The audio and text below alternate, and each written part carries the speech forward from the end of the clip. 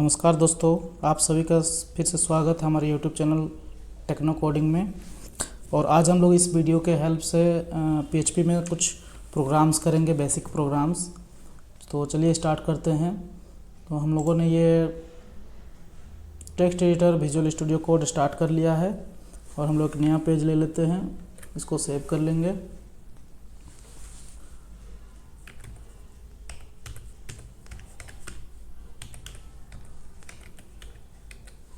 programs.php के नाम से सेव कर लिए।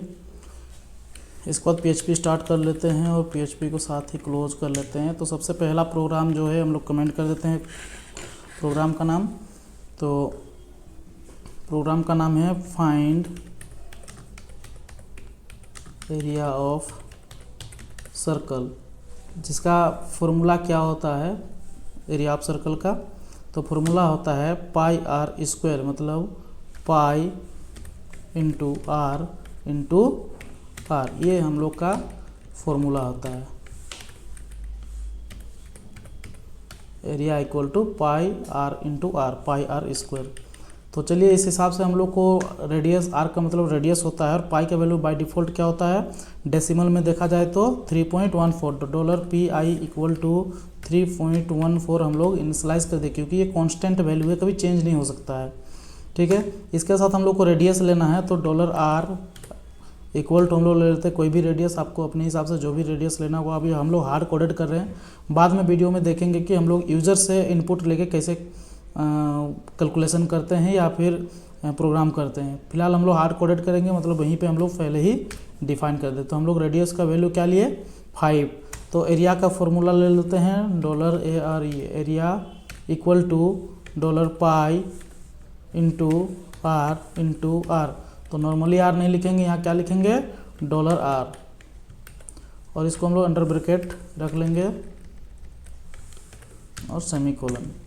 तो अब इसको प्रिंट करा देते हैं एरिया को। तो इको $ARE एरिया। ठीक है, अब इस प्रोग्राम को रन करा लेते हैं। तो यहाँ पर लोकल होस्ट PHP प्रोग्राम्स के अंदर जाएंगे और प्रोग्राम्स में क्लिक करेंगे। तो पहला जो हम लोग का प्रोग्राम था वो क्या है, 78.5। कैलकुलेटर निकाल के हम लोग एक बार देख लेते हैं क्या था, 3.14 इंटू 5 इक्वल टू 78.5। देखिए एग्जैक्ट जो हम लोग का रिजल्ट है वही आ गया।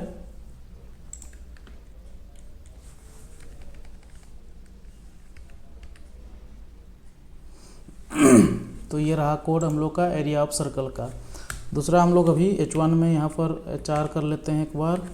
HR HTML का टैग है जो हॉरिजॉन्टल रो क्रिएट करती है, ऐसे एक लाइन ड्रॉ कर देगी हॉरिजॉन्टल।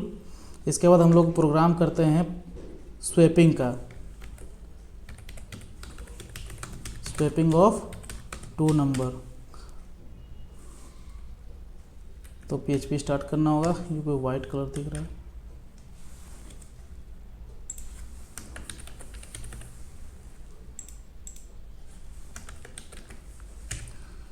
स्वैपिंग ऑफ 2 नंबर, पहला कंडीशन क्या है, यूजिंग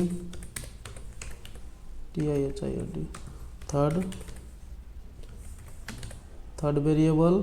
और दूसरा पॉइंट क्या है, विदाउट यूजिंग थर्ड वेरिएबल। ठीक है, तो दोनों ही कंडीशन में हम लोग देखेंगे। अभी आपका देखिए वर्ड रैप करना होगा, क्योंकि आपका अगर लाइन बहुत लॉन्ग होता है तो वो ऑटोमेटिकली नीचे नहीं आएगा जब तक आप इसको वर्ड रैप नहीं करते हैं, तो वो लाइन आगे बढ़ते जाता है।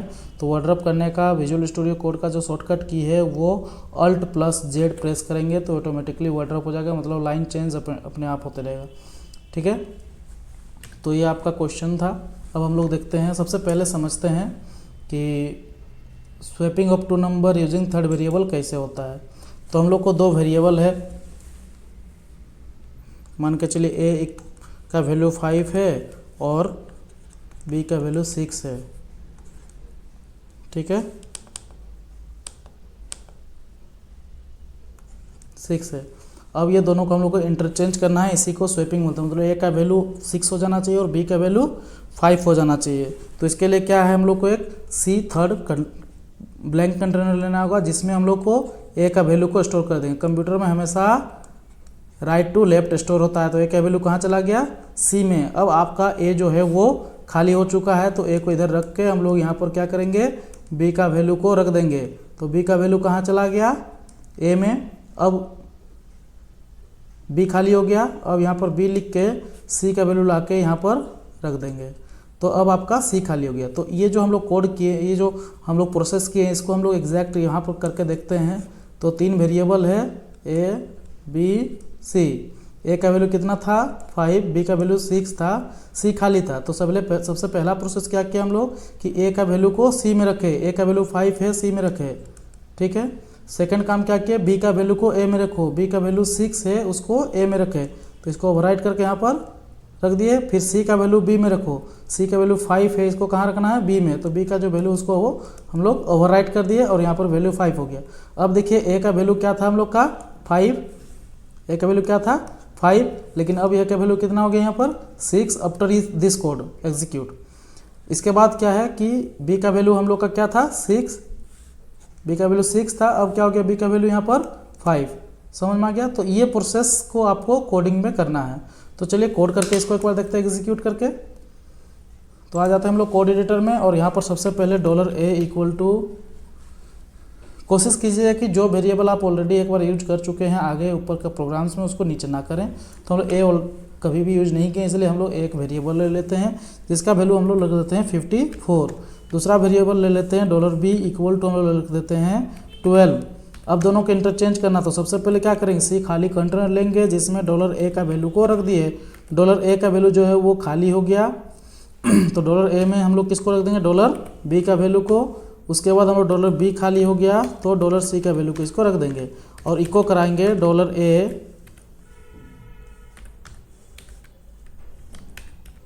इको, इसमें एक बार br टैग लगा देते ताकि न्यू लाइन में हमको रिजल्ट मिले। और आपको मैसेज के साथ भी प्रिंट करने बता देते हैं, इको $b। तो यहाँ पर लिख देंगे हम लोग डबल कोट में, डॉट कॉन्करेंटेशन करता है तो यहाँ पर लिख देते हैं value of A after swapping, ये डाल दिए। इसके बाद हम लोग दूसरा डाल देते हैं यहाँ पर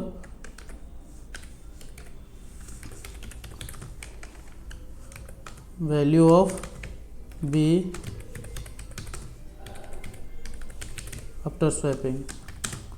देख लेते हैं अब हम लोग, ये डॉट जो हम लोग लगाए हैं इसको कॉन्करेंटेशन करने के लिए लगाए हैं, मतलब ये जो मैसेज है इसके साथ एड ऑन करके प्रिंट कर देगा ये, ठीक है, जोड़ेगा नहीं। रन कराते हैं एक बार एग्जीक्यूट, रिफ्रेश। देखिए 1254, जबकि ए का वैल्यू हम लोग कोड में क्या डिफाइन किए थे, ए का वैल्यू 54 और बी का वैल्यू क्या डिफाइन किए थे 12, लेकिन रिजल्ट में हम लोग का क्या है, ए का वैल्यू 12 आया और बी का वैल्यू 54 आया, मतलब स्वैपिंग हो चुका है। ये था हम लोग का फर्स्ट कंडीशन जो कि यूजिंग थर्ड वेरिएबल, मतलब हम लोग तीसरा वेरिएबल यूज किए सी नाम का, है ना। अब विदाउट यूजिंग थर्ड वेरिएबल है, तो फिर से हम लोग ये कोड करते हैं और नीचे में इसको करके PHP स्टार्ट कर लेते हैं। तो नीचे हम लोग विदाउट यूजिंग थर्ड वेरिएबल वाला मैसेज आ जाएगा।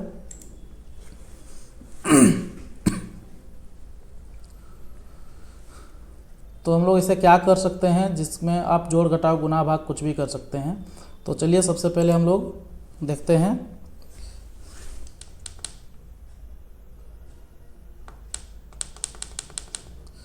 अब ए का वैल्यू हम लोग 5 ले चुके थे, बी का वैल्यू हम लोग फिर से 6 ले लेते हैं।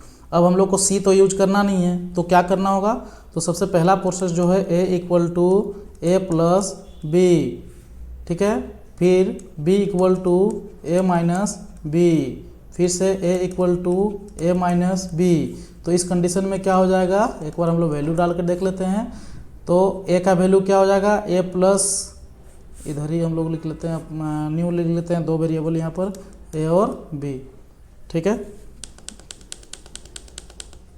यहीं पे लिख लेते हैं ए और बी, इसको देख लेते हैं।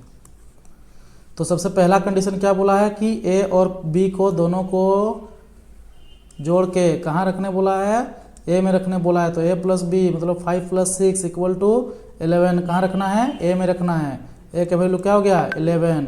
फिर नेक्स्ट क्या क्या है, बी में रखो ए और बी को माइनस करके, तो ए का वैल्यू अब क्या होगा ओवरराइटेड वैल्यू 11 माइनस बी का वैल्यू 6 कितना निकलेगा 5 कहाँ रखना है, बी में रखना है। तो बी का वैल्यू क्या हो गया 5। नेक्स्ट क्या अब ओवरराइटेड वैल्यू हो गया क्योंकि ए का वैल्यू अब 5 नहीं है, अब ए का वैल्यू कितना है 11, बी का वैल्यू कितना हो गया 5।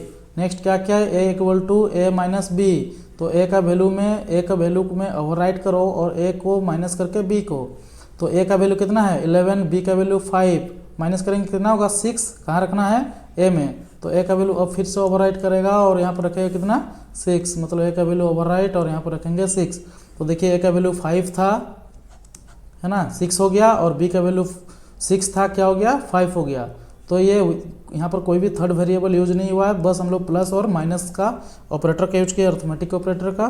तो चलिए इसको हम लोग कोड में करके देखते हैं।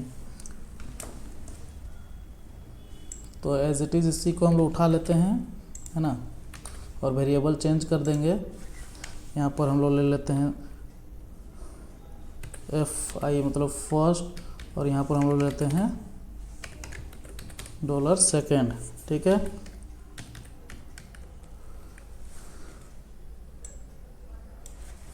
तो यहाँ पर करना क्या है, तो $FI = $FI प्लस $2 फर्स्ट को और सेकंड को ऐड कर देना है। उसके बाद क्या करना है $2 = $first माइनस $2 कर दिए। फिर से हम लोग को $first = $first माइनस $2। अब हो गया काम। अब हम लोग का ए के जगह पे, ए का वैल्यू के जगह पे क्या करना है फर्स्ट प्रिंट करा देना है, और बी के वैल्यू के जगह पे क्या कर देना है सेकंड प्रिंट करा देना है, ठीक है। देखो पहला वैल्यू 54 है, नहीं अभी हम लोग रख देते हैं इसमें 5 और इसमें रख देते हैं 7, मतलब हम लोग का रिजल्ट जो है वो 7 और 5 आना चाहिए, ठीक है। एग्जीक्यूट करके देखते हैं एक बार, 7 और 5, देखो 7 और 5, ठीक है। हम लोग यहाँ पर कोई भी थर्ड वेरिएबल का यूज नहीं किए हैं, सिर्फ FI फर्स्ट और सेकेंड वेरिएबल का यूज किए हैं, और उसको हम लोग एज इट इज़ प्रिंट कर दें। जबकि फर्स्ट का वैल्यू 5 है तो फर्स्ट का वैल्यू 5 होना चाहिए यहाँ, लेकिन अब ये स्वैप हो चुका है। तो इस चीज़ को याद रखिए, और नेक्स्ट वीडियो में फिर से मिलते हैं। आज के लिए इतना ही, धन्यवाद।